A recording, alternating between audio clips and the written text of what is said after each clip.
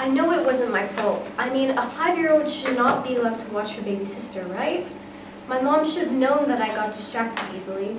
Even though she said, do not take your eyes off your sister, she should have known that I would.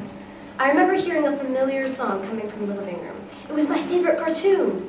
I ran in to watch it, and I could hear my mom talking on the phone, arguing with someone, but I blocked it out. I was completely mesmerized by the television.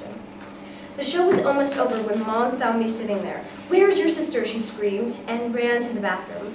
I didn't even run after her. I remember thinking, in the tub, where else would she be? She can't walk.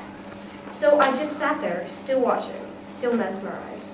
How could I have known what would happen? I didn't understand about babies slipping down into the water and not coming back up. I didn't know what drowning was.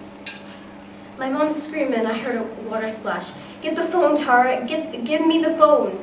Before I could even jump up to get it, Mom came running into the room with Emily in her arms. That's when I knew something was really wrong.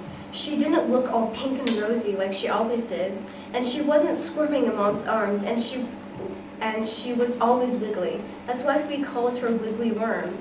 But not now. Now she was limp. Her head flopped back over Mom's arm, and she had a blue color under her skin. I remember watching the flashing lights move across the walls in our living room, and the men that rushed into the house and stayed bent over Emily for a long time. Mom screamed and cried and saying, "It's not my fault, it was an accident, it's not my fault." Even though I was young, I knew what that meant. If it wasn't her fault, then it must have been mine. I've carried around that guilt all my life, knowing I let my sister to drown in that tub. I'm old enough now to know it really wasn't my fault. I was too young to be responsible.